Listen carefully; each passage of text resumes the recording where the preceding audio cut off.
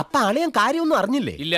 എന്നാൽ ഇനി ഞാനത് പറയാം, ആരും ഞെട്ടരുത്. നിയമ നടപടിയുമായി മുന്നോട്ടു പോയി KSRTC ഡ്രൈവർ യദുവിനെ വീട്ടിലിരുത്താൻ താല്പര്യമില്ല എന്ന് നടി റോഷ്ന ആൻഡ്രോയ്. അങ്ങനെയൊക്കെ വഴിയില്ലോ. ഈ പരാതിയായിട്ട് റോഷ്ന മുന്നോട്ട് പോകാൻ തന്നെയാണോ തീരുമാനിച്ചിരിക്കുന്നത്? ഇനി ഞാൻ അപ്പുറത്ത് നിന്നില്ലേ രക്ഷയില്ല മുതലാളി, എന്നോട് ക്ഷമിക്കണം. ഇപ്പൊ അങ്ങനെ വിചാരിച്ചിട്ടില്ല ഞാൻ. ശശിയെ എന്നാണ് ഈ പറയുന്നത്? ഓൾറെഡി അന്ന് എന്തുകൊണ്ട് കേസ് കൊടുത്തില്ല എന്ന് പറഞ്ഞിട്ട് ഭയങ്കര വിപ്ലവമാണ് ഇപ്പോൾ.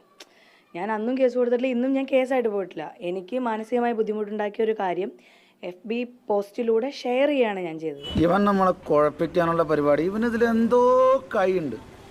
എന്നിട്ട് ഞാൻ നിയമ നടപടികളിലേക്ക് പോവുകയാണെങ്കിലും അദ്ദേഹം വീട്ടിലിരിക്കേണ്ടവർ, അദ്ദേഹം വീട്ടിലിരിക്കരുത്. നീ അങ്ങനെയല്ലല്ലോ നേരത്തെ പറഞ്ഞത്. അത് അന്നത്തെ ചോരത്തിളപ്പിന്. ഇപ്പൊ എന്ത് ചോര തണുത്തു പോയാ?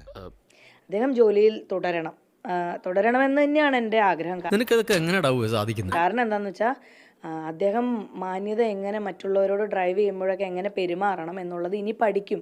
എന്നാലും എന്റെ രശ്മി ഇവളെന്നെ ഞെട്ടിച്ചളഞ്ഞല്ലോ. എന്ത് ചേഞ്ച് അത്? ആ ഫേസ്ബുക്ക് പോസ്റ്റ് മുതലേ ഞാൻ പറഞ്ഞു, MBD ഞാൻ പറഞ്ഞിട്ടുണ്ടെന്ന്. ഇതുവരെയും യദു പറഞ്ഞു യദുവിന് ഓർമ്മയില്ലെന്ന്.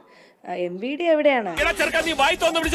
ഒരു റിട്ടേൺ കംപ്ലൈന്റ് ഇനി കൊടുക്കുന്നുണ്ടോ അതോ കൊടുത്തോ എന്താണ്? വേണ്ടട്ടോ, നീ ചായ അടിച്ചാ മതി, നീ എന്നെ അടിക്കാൻ നിൽക്കണ്ട. ഓക്കെ. അന്ന് MBD അടക്കം സ്ഥലത്തുണ്ടായിരുന്നു പറഞ്ഞു. അന്നൊരു പരാതിയിലേക്കൊന്നും പോവാത്തത് എന്തായിരുന്നു?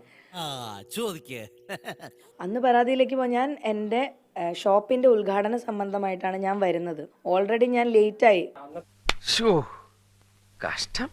ഷാജിയേട്ടാ, നമ്മൾ എവിടെ പരിപാടി അവതരിപ്പിച്ചാലും ഇതാണല്ലോ അവസ്ഥ. ഇനി ഞാനിവിടെ നിന്ന് ഡയലോഗ് പറഞ്ഞാൽ കരഞ്ഞു പോകും. ഉസ്മാനെ രക്ഷപ്പെട്ടോ.